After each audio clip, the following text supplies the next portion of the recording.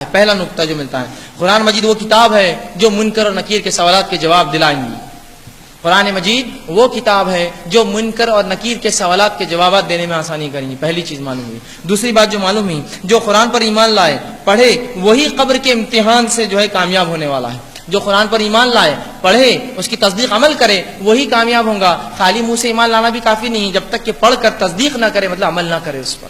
دوسرا نکات یہ پتہ چلتا ہے۔ تیسرا پوائنٹ جو پتہ چلتا ہے کہ کافر اور منافق پہ سب سے پہلی چیز یا سب سے پہلی بات جو ثابت کر کے فرد جرم جو عائد ہوگا اس پر، وہ یہ جرم ہوگا اللہ کی کتاب کیوں نہیں پڑھا۔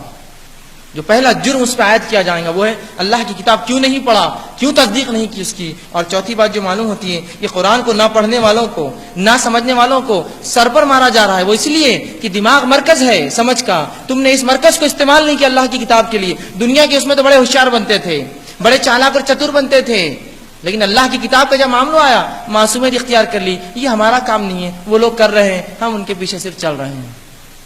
تو یہ کتاب اس لیے دی گئی تھی، یہ کتاب اس لیے دی گئی تھی کہ لوگ یہ کہے، اور اتنی غلط فہمیاں اس کتاب کے تعلق سے، میں افسوس کے ساتھ کہہ رہا ہوں، جتنی غلط فہمیاں اللہ کی کتاب کے تعلق سے آج پھیلائی گئی ہیں اس کی کوئی انتہا نہیں ہے۔ اس حد تک غلط فہمیاں پھیلائی گئی ہے کہ قرآن پڑھنے سے لوگ گمراہ ہو جاتے ہیں۔ سبحان اللہ، سبحان اللہ۔ اے میرے رب، تجھ سے میری دعا ہے کہ اگر ایسی کتاب دے دی جس کو پڑھ کے میں گمراہ ہوتا ہوں تو اب ہدایت میں کہاں سے لاؤں؟ کوئی اور کتاب اتار پھر میرے لیے۔ التجا ہے میری پھر میں اپنے رب سے کہ اگر یہ کتاب میں گمراہی تو نے دے دی تو ہدایت کس کتاب میں پھر وہ کتاب مجھے دی جائے۔ یہ الفاظ منہ سے نکالتے وقت کیوں نہیں انسان سوچتا ہے کہ اللہ کی کتاب گمراہی دے سکتی ہے؟ ہاں، تیری نیت گمراہی کی ہے تو اللہ برکت دے، تو گمراہ ہو اس سے۔ میری نیت اس کتاب سے ہدایت کی خالص صرف۔ ارے اس کتاب نے تو اس جاہل قوم کو لوگوں کے لیے جو ہے مینار بنا دیا، لوگوں کے لیے روشن چراغ بنا دیا، چمکتے ہوئے ستارے بنا دیے۔ جن لوگوں کو دنیا میں سب سے گھٹیا اور ذلیل سمجھا جاتا تھا، جو جہالت کے اندر سب سے نچلے تھے، اس قوم میں ایک نبی آتا ہے، اسی کے اندر سے وہ ایک کتاب لا کر ان پہ خرد اور پڑھتا ہے، اور وہ قوم اس پر ایمان لاتی ہے، دنیا کے لیے روشن چراغ بن جاتی ہے۔ جو سب سے جاہل اور بدتر قوم تھی، سوال یہ ہے اگر سب سے جاہل قوم اس کتاب کو پڑھ کر ایمان لا کر اس پہ عمل کر کے دنیا میں مثال بن سکتی ہے، میں ایک مسلمان گھر میں پیدا ہو کے اس کو پڑھ کے کیسے گمراہ ہوتا ہوں؟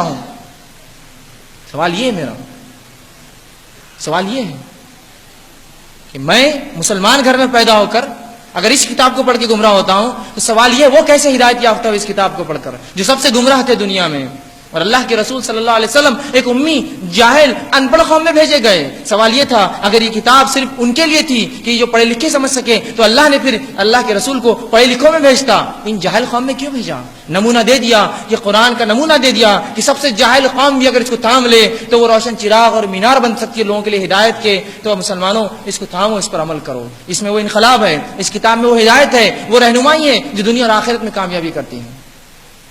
واقعات ہم سنتے ہیں، حالات ہم سن رہے ہیں۔ ایک غیر مسلم تھا، قرآن پڑھا، ہدایت پر آ گیا۔ سوال یہ ہے ایک غیر مسلم قرآن پڑھے، ہدایت پر آئے، ایک مسلمان قرآن پڑھے، گمراہ ہو جا رہا ہے، کیسی بات ہے یہ کچھ عقل میں سما نہیں رہی ہے۔ ایک یہودی نے قرآن پڑھا، اسلام لا لیا۔ سوال یہ کہ یہودی قرآن پڑھ کے کٹر یہودی بن جانا تھا، اس لیے کہ گمراہ ہونا تھا، وہ کیسے ہدایت پر آ رہا ہے اور میں پڑھوں تو میں گمراہ ہو جاؤں؟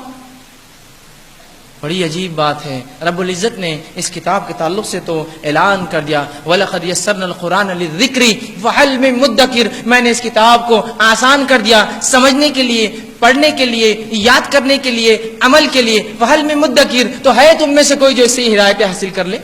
چار بار سورہ قمر کے اندر یہ اعلان کیا گیا وَلَقَدْ يَسَّرْنَا الْقُرْآنَ۔ یسرنا القرآن قاعدے کو بولتے ہیں ہماری زبان میں، آسان قرآن۔ یسرنا القرآن للذکر، عمل کے لیے، ذکر کے لیے، یاد دہانی کے لیے، ریمائنڈر بنا کر بھیجا ہے۔ فہل میں مدکر، ہے کوئی اس سے فائدہ اٹھانے والا؟ یہ تو اعلان کری اللہ کی کتاب۔ اس کتاب کو چھوڑ کر اپنی دنیا اور آخرت نہ برباد کر لے، ہم دوسروں کے بہکاوے میں آ کر کہیں اس کو چھوڑ کر اپنی زندگی نہ برباد کر لے اور آخرت کو جو ہم جو خسارے میں نہ ڈالے۔ اس کتاب کو تھام لیجئے، اس سے زبردست رشتہ جوڑیے، جیسا رب نے کہا وَاعْتَصِمُوا بِحَبْلِ اللَّهِ جَمِيعًا وَلَا تَفَرَّقُوا، اللہ کی رسی کتاب کو مضبوطی سے تھام لو اور آپس میں تفرق، چیدہ ٹکڑے فرقے نہ بنانا۔ تو یہ وہ کتاب ہے جو جمع کر سکتی ہے، اور یہ وہ کتاب ہے جو اللہ کی رسی ہے۔ جس نے اسے تھام لیا وہ ہدایت پر آیا، جس نے اسے چھوڑ دیا اس نے گمراہی پائی ہے، یاد رکھیے دنیا میں۔